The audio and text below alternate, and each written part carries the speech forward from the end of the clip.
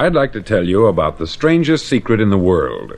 Not long ago, Albert Schweitzer, the great doctor and Nobel Prize winner, was being interviewed in London, and a reporter asked him, "Doctor, what's wrong with men today?" The great doctor was silent a moment, and then he said, "Men simply don't think." And it's about this that I want to talk with you. We live today in a golden age. This is an era that man has looked forward, dreamed of, and worked toward for thousands of years. But since it's here, we pretty well take it for granted. We in America are particularly fortunate to live in the richest land that ever existed on the face of the earth, a land of abundant opportunity for everyone. But do you know what happens? Let's take 100 men who start even at the age of 25. Do you have any idea what will happen to those men by the time they're 65? These 100 men who all start even at the age of 25 believe they're going to be successful. If you asked any one of these men if he wanted to be a success, he'd tell you that he did. And you'd notice that he was eager toward life, that there was a certain sparkle to his eye, an erectness to his carriage, and life seemed like a pretty interesting adventure to him. But by the time they're 65, 1 will be rich, 4 will be financially independent, 5 will still be working, 54 will be broke. Now think a moment. Out of the 100, only 5 make the grade. Why do so many fail? What has happened to the sparkle that was there when they were 25? What's become of the dreams, the hopes, the plans? And why is there such a large disparity between what these men intended to do and what they actually accomplished? When we say about 5% achieve success, we have to define success. And here's the definition. Success is the progressive realization of a worthy ideal. If a man is working toward a predetermined goal and knows where he's going, that man is a success. If he's not doing that, he's a failure. Success is the progressive realization of a worthy ideal. Rollo May, the distinguished psychiatrist, wrote a wonderful book called Man's Search for Himself. And in this book he says, "The opposite of courage in our society is not cowardice, it is conformity." And there you have the trouble today. It's conformity. People acting like everyone else, without knowing why, without knowing where they're going. Now think of it. In America right now, there are over 14 million people 65 years of age and over, and about 13 million of these 14 million are broke. They're dependent on someone else for life's necessities. Now, we learn to read by the time we're 7. We learn to make a living by the time we're 25. Usually, by that time, we're not only making a living, we're supporting a family.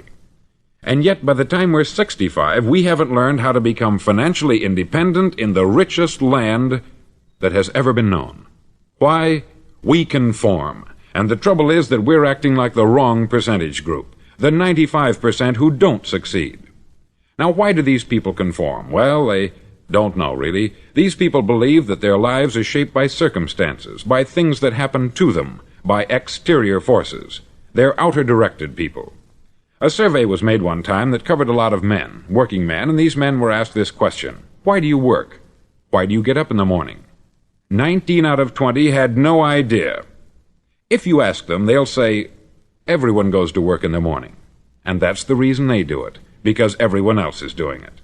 Now let's get back to our definition of success. Who succeeds? The only man who succeeds is the man who is progressively realizing a worthy ideal. He's the man who says, I'm going to become this, and then begins to work toward that goal. I'll tell you who the successful people are. A success is the school teacher who's teaching school because that's what she wanted to do. The success is the woman who's a wife and mother because she wanted to become a wife and mother and is doing a good job of it. The success is the man who runs the corner gas station because that's what he wanted to do. The success is the successful salesman who wants to become a top-notch salesman and grow and build with his organization. A success is anyone who is doing deliberately a predetermined job because that's what he decided to do deliberately. But only 1 out of 20 does that. That's why today there isn't really any competition, unless we make it for ourselves. Instead of competing, all we have to do is create. Now, for 20 years, I looked for the key which would determine what would happen to a human being. Was there a key I wanted to know which would make the future a promise that we could foretell to a large extent? Was there a key that would guarantee a person's becoming successful if he only knew about it and knew how to use it? Well, there is such a key, and I've found it. Have you ever wondered why so many men work so hard and honestly without ever achieving anything in particular, and others don't seem to work hard and yet seem to get everything? They have the magic touch. You've heard them say that about someone. Everything he touches turns to gold. And have you ever noticed that a man who becomes successful tends to continue to become successful, and on the other hand, have you noticed how a man who is a failure tends to continue to fail? It's because of goals. Some of us have them, some don't. People with goals succeed because they know where they're going. Now think of a ship leaving a harbor, and think of it with the complete voyage mapped out and planned. The captain and crew know exactly where it's going and how long it will take. It has a definite goal. 9,999 times out of 10,000 it will get to where it started out to get. Now let's take another ship, just like the first, only let's not put a crew on it, or a captain at the helm. Let's give it no aiming point, no goal, no destination. We just start the engines and let it go. I think you'll agree with me that if it gets out of the harbor at all, it will either sink or wind up on some deserted beach a derelict. It can't go any place because it has no destination and no guidance. It's the same with a human being. Take the salesman, for example. There is no other person in the world today with the future of a good salesman. Selling is the world's highest paid profession, if we're good at it and if we know where we're going. Every company needs top-notch salesmen, and they reward those men. The sky is the limit for them. But how many can you find? Someone once said, "The human race is fixed, not to prevent the strong from winning, but to prevent the weak from losing." The American economy today can be likened to a convoy in time of war. The entire economy is slowed down to protect its weakest link, just as the convoy had to go at the speed that would permit its slowest vessel to remain in formation. That's why it's so easy to make a living today. It takes no particular brains or talent to make a living and support a family today. So we have a plateau of so-called security, if that's what a person's looking for. But we do have to decide how high above this plateau we want to aim for. Now let's get back to the strangest secret in the world, the story that I wanted to tell you today. Why do men with goals succeed in life, and men without them fail? Well, let me tell you something which, if you really understand it, will alter your life immediately. If you understand completely what I'm going to tell you from this moment on, your life will never be the same again. You'll suddenly find that good luck just seems to be attracted to you. The things you want just seem to fall in line. And from now on, you won't have the problems, the worries, the gnawing lump of anxiety that perhaps you've experienced before. Doubt, fear, well, they'll be things of the past. Here's the key to success, and the key to failure. We become what we think about. Now let me say that again. We become what we think about. Throughout all history, the great wise men and teachers, philosophers and prophets have disagreed with one another on many different things. It is only on this one point that they are in complete and unanimous agreement. Listen to what Marcus Aurelius, the great Roman emperor, said. He said, "A man's life is what his thoughts make of it."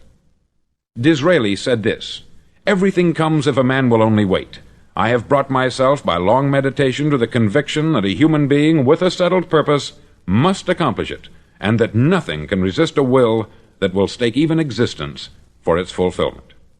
Ralph Waldo Emerson said this, "A man is what he thinks about all day long." William James said, "The greatest discovery of my generation is that human beings can alter their lives by altering their attitudes of mind." And he also said, "We need only in cold blood act as if the thing in question were real, and it will become infallibly real by growing into such a connection with our life that it will become real. It will become so knit with habit and emotion that our interest in it will be those which characterize belief." He also said this, "If you only care enough for a result, you will almost certainly attain it.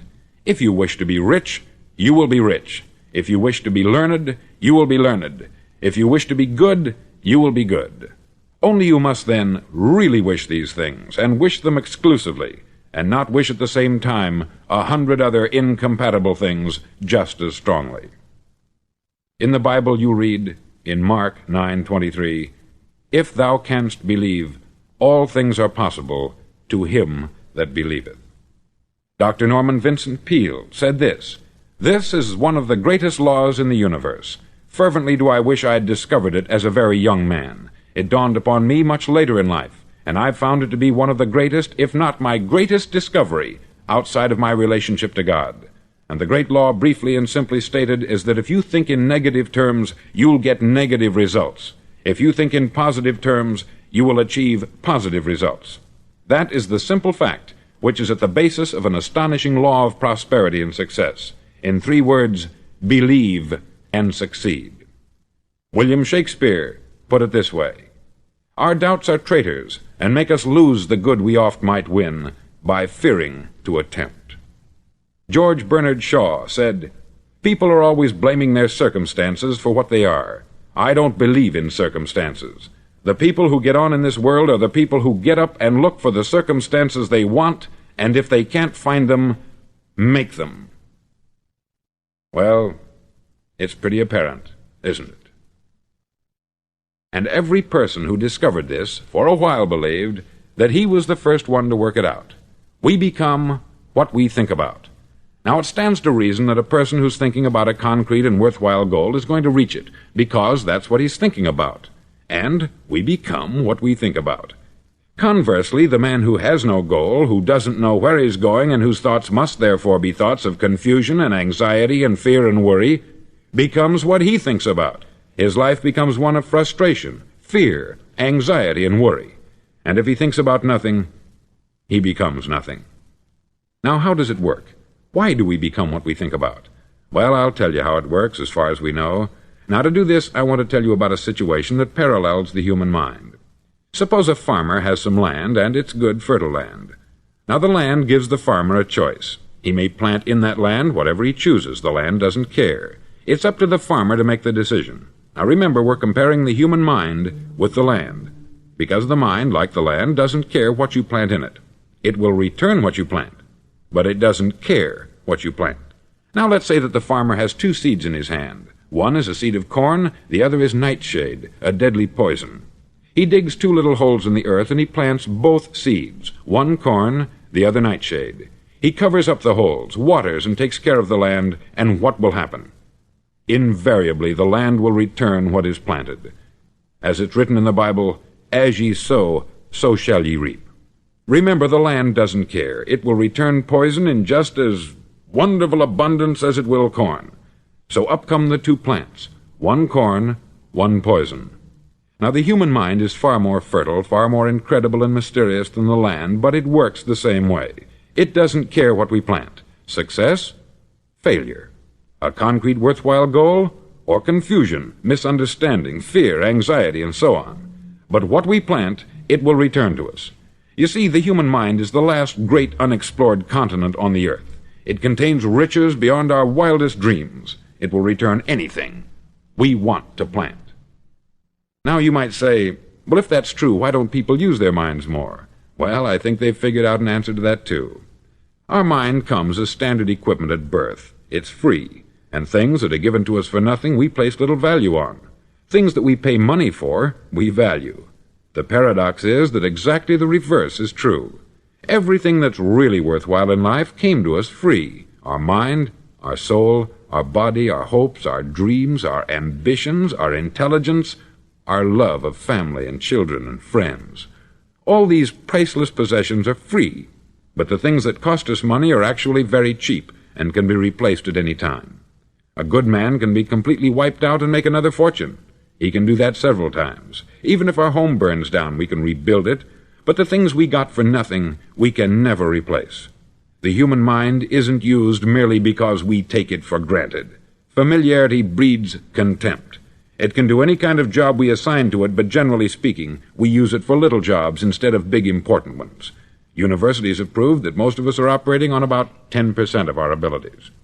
Decide now, what is it you want? Plant your goal in your mind. It's the most important decision you'll ever make in your entire life. Do you want to be an outstanding salesman, a better worker at your particular job? Do you want to go places in your company, in your community? All you've got to do is plant that seed in your mind. Care for it. Work steadily toward your goal, and it will become a reality. It not only will, there's no way that it cannot. You see, that is a law, like the laws of Sir Isaac Newton, the laws of gravity. If you get on top of a building and jump off, you'll always go down. You'll never go up. And it's the same with all the other laws of nature. They always work. They're inflexible. Think about your goal in a relaxed, positive way. Picture yourself in your mind's eye as having already achieved this goal. See yourself doing the things you will be doing when you've reached your goal. Ours has been called the phenobarbital age, the age of ulcers and nervous breakdowns.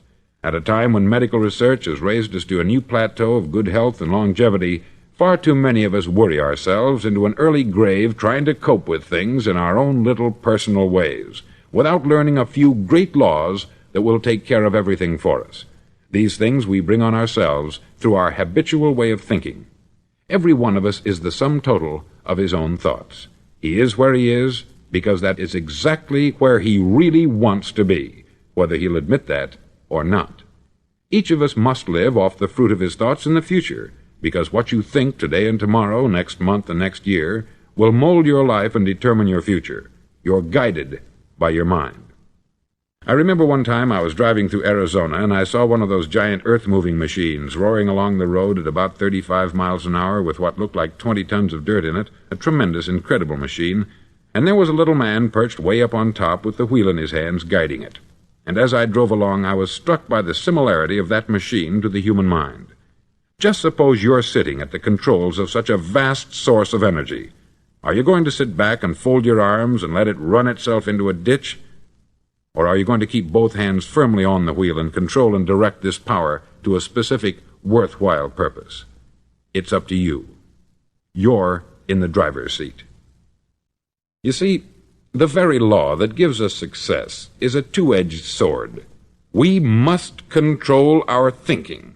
The same rule that can lead a man to a life of success, wealth, happiness, and all the things he's ever dreamed of for himself and his family, that very same law can lead him into the gutter. It's all in how he uses it, for good or for bad.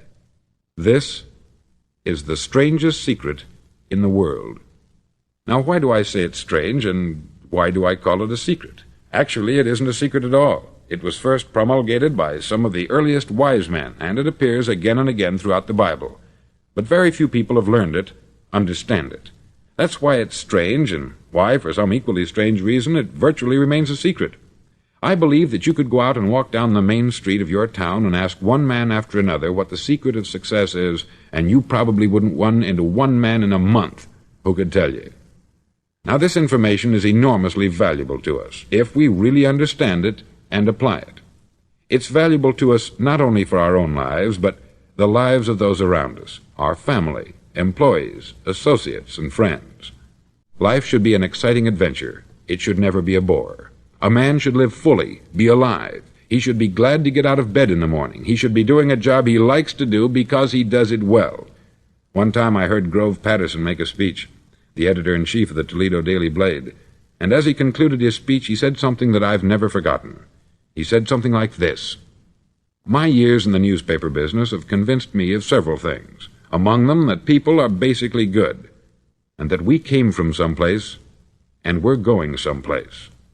So we should make our time here an exciting adventure. The architect of the universe didn't build a stairway leading nowhere." And the greatest teacher of all, the carpenter from the plains of Galilee, gave us the secret time and time again.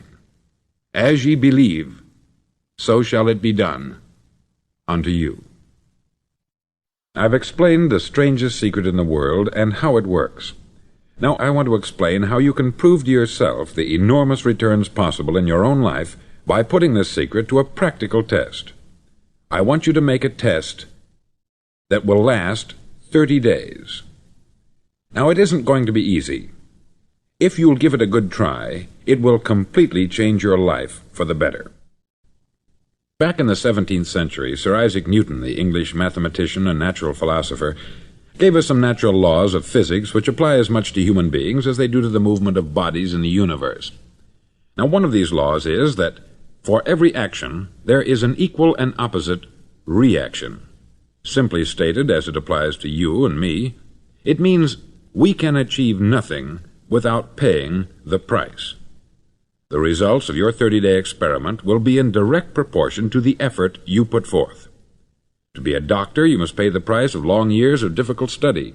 To be successful in selling, and remember that each of us succeeds to the extent of his ability to sell, selling our families on our ideas, selling education in schools, selling our children on the advantages of living the good and honest life, selling our associates and employees on the importance of being exceptional people, to, of course, the profession of selling itself. But to be successful in selling our way to the good life, we must be willing to pay the price. Now, what is that price? Well, it's many things. First, it's understanding emotionally, as well as intellectually, that we literally become what we think about, that we must control our thoughts if we're to control our lives. It's understanding fully that, as ye sow, so shall ye reap. Secondly, it's cutting away all the fetters from the mind and permitting it to soar as it was divinely designed to do. It's the realization that your limitations are self-imposed, and that the opportunities for you today are enormous beyond belief. It's rising above narrow-minded pettiness and prejudice.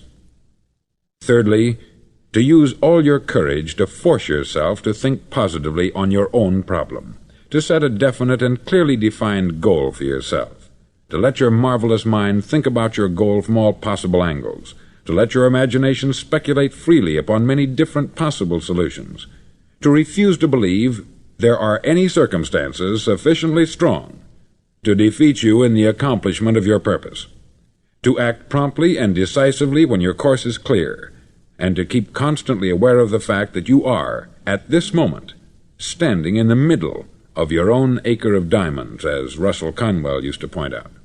Fourth, save at least 10% of what you earn. It's also remembering that no matter what your present job, it has enormous possibilities if you're willing to pay the price. Now let's just go over the important points in the price each of us must pay to achieve the wonderful life that can be ours. It is, of course, worth any price. 1. You will become what you think about. 2. Remember the word imagination. Let your mind soar. 3. Courage. Concentrate on your goal every day. 4. Save 10% of what you earn. And action. Ideas are worthless unless we act on them. Now I'll try to outline the 30-day test I want you to make. Now keep in mind that you have nothing to lose by making this test, and everything you could possibly want to gain. There are two things that may be said of everyone. Each of us wants something, and each of us is afraid of something. I want you to write on a card what it is you want more than anything else. It may be more money. Perhaps you'd like to double your income or make a specific amount of money. It may be a beautiful home. It may be success at your job. It may be a particular position in life. It could be a more harmonious family. Each of us wants something. Write down on your card specifically what it is that you want. Make sure it's a single goal and clearly defined. You needn't show it to anyone, but carry it with you so that you can look at it several times a day. Think about it in a cheerful, relaxed, positive way each morning when you get up, and immediately you have something to work for, something to get out of bed for, something to live for. Look at it every chance you get during the day and just before going to bed at night. As you look at it, remember that you must become what you think about, and since you're thinking about your goal, you realize that soon it will be yours. In fact, it's yours really the moment you write it down and begin to think about it. Look at the abundance all around you as you go about your daily business. You have as much right to this abundance as any other living creature. It's yours for the asking. Now we come to the difficult part. Difficult because it means the formation of what is probably a brand new habit, and new habits are not easily formed. Once formed, however, it'll follow you for the rest of your life. Stop thinking about what it is you fear. Each time a fearful or negative thought comes into your consciousness, replace it with a mental picture of your positive and worthwhile goal. There will come times when you will feel like giving up. It's easier for a human being to think negatively than positively. That's why only 5% is successful. You must begin now to place yourself in that group. For 30 days you must take control of your mind. It will think only about what you permit it to think. Each day for this 30-day test, do more than you have to do. In addition to maintaining a cheerful, positive outlook, give of yourself more than you've ever done before. Do this knowing that your returns in life must be in direct proportion to what you give. The moment you decide on a goal to work toward, you're immediately a successful person. You're then in that rare and successful category of people who know where they're going. Out of every 100 people, you belong to the top 5. Don't concern yourself too much with how you're going to achieve your goal. Leave that completely to a power greater than yourself. All you have to do is know where you're going. The answers will come to you of their own accord. Remember these words from the Sermon on the Mount, and remember them well. Keep them constantly before you this month of your test. Ask, and it shall be given you. Seek, and ye shall find. Knock, and it shall be opened unto you. For every one that asketh receiveth, and he that seeketh findeth, and to him that knocketh it shall be opened. It's as marvelous and as simple as that. In fact, it's so simple that in our seemingly complicated world it's difficult for an adult to understand that all he needs is a purpose and faith. For 30 days, do your best. If you're a salesman, go at it as you've never done before, not in hectic fashion, but with the calm, cheerful assurance that time well spent will give you the abundance in return you deserve and want. No matter what your job, do it as you've never done it before for 30 days. And if you've kept your goal before you every day, you'll wonder and marvel at this new life you've found. Dorothea Brand, outstanding editor and writer, discovered it for herself and tells about it in her fine book, Wake Up and Live.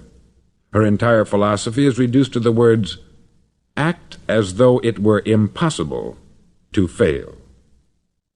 She made her own test with sincerity and faith, and her entire life was changed to one of overwhelming success. Now you make your test for 30 full days. Don't start your test until you've made up your mind to stick with it. You see, by being persistent, you're demonstrating faith. Persistence is simply another word for faith. If you didn't have faith, you would never persist.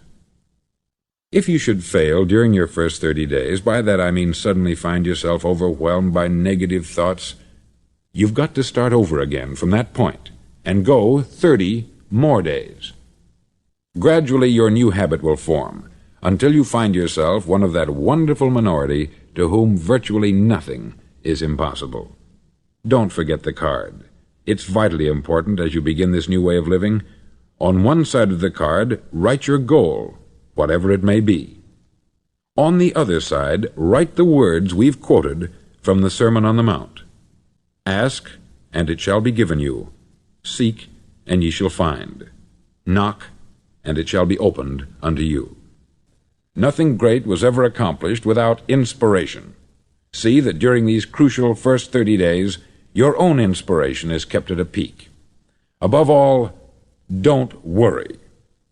Worry brings fear, and fear is crippling. The only thing that can cause you to worry during your test is trying to do it all yourself. Know that all you have to do is hold your goal before you. Everything else will take care of itself. Remember also to keep calm and cheerful. Don't let petty things annoy you and get you off course. Now, since making this test is difficult, some may say, well, why should I bother? Well, look at the alternative. No one wants to be a failure. No one really wants to be a mediocre individual.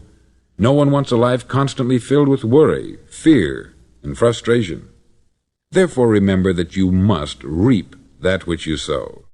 If you sow negative thoughts, your life will be filled with negative things. If you sow positive thoughts, your life will be cheerful, successful, and positive. Now, gradually, you will have a tendency to forget what you've heard on this record. Play it often. Keep reminding yourself of what you must do to form this new habit. Gather your whole family about and listen to what's been said here at regular intervals. You know, most men will tell you that they want to make money without understanding the law. The only people who make money work in the mint. The rest of us must earn money. This is what causes those who keep looking for something for nothing or a free ride to fail in life. The only way to earn money is by providing people with services or products which are needed and useful. We exchange our product or service for the other man's money. Therefore, the law is that our financial return will be in direct proportion to our service. Success is not the result of making money. Making money is the result of success, and success is in direct proportion to our service. Most people have this law backwards. They believe that you're successful if you earn a lot of money. The truth is that you can only earn money after you're successful. It's like the story of the man who sat in front of the stove and said to it, "Give me heat, and then I'll add the wood." How many men and women do you know, or do you suppose there are today, who take the same attitude toward life? There are millions. We've got to put the fuel in before we can expect heat. Likewise, we've got to be of service first before we can expect money. Don't concern yourself with the money. Be of service. Build, work, dream, create. Do this, and you'll find there's no limit to the prosperity and abundance that will come to you. Prosperity is founded upon a law of mutual exchange. Any person who contributes to prosperity must prosper in turn himself. Sometimes the return will not come from those you serve, but it must come to you from someplace, for that is the law. For every action, there is an equal and opposite reaction. As you go daily through your 30-day test period, remember that your success will always be measured by the quality and quantity of service you render, and money is a yardstick for measuring this service. No man can get rich himself unless he enriches others. There are no exceptions to a law. You can drive down any street in America and from your car estimate the service that's being rendered by the people living on that street. Had you ever thought of this yardstick before? It's interesting. Some, like ministers and priests and other devoted people, measure their returns in the realm of the spiritual, but again, their returns are equal to their service. Once this law is fully understood, any thinking person can tell his own fortune. If he wants more, he must be of more service to those from whom he receives his return. If he wants less, he has only to reduce this service. This is the price you must pay for what you want. If you believe you can enrich yourself by deluding others, you can only end by deluding yourself. It may take some time, but just as surely as you breathe, you'll get back what you put out. Don't ever make the mistake of thinking you can avert this. It's impossible. The prisons and the streets where the lonely walk are filled with people who tried to make new laws just for themselves. We may avoid the laws of man, but there are greater laws that cannot be broken. An outstanding medical doctor recently pointed out 6 steps that will help you realize success. 1. Set yourself a definite goal. 2. Quit running yourself down. 3. Stop thinking of all the reasons why you cannot be successful, and instead think of all the reasons why you can. 4. Trace your attitudes back through your childhood and try to discover where you first got the idea you couldn't be a success, if that's the way you've been thinking. 5. Change the image you have of yourself by writing out a description of the person you would like to be. And 6. Act the part of the successful person you have decided to become. The doctor who wrote those words is a noted West Coast psychiatrist, David Harold Fink, M.D. Do what all experts since the dawn of recorded history have told you you must do. Pay the price by becoming the person you want to become. It's not nearly as difficult as living unsuccessfully. Make your 30-day test. Then repeat it. Then repeat it again. Each time it will become more a part of you until you'll wonder how you could ever have lived any other way. Live this new way, and the floodgates of abundance will open and pour over you more riches than you may have dreamed existed. Money? Yes, lots of it. But what's more important, you'll have peace. You'll be in that wonderful minority who lead calm, cheerful, successful lives. Start today. You have nothing to lose, but you have a life to win.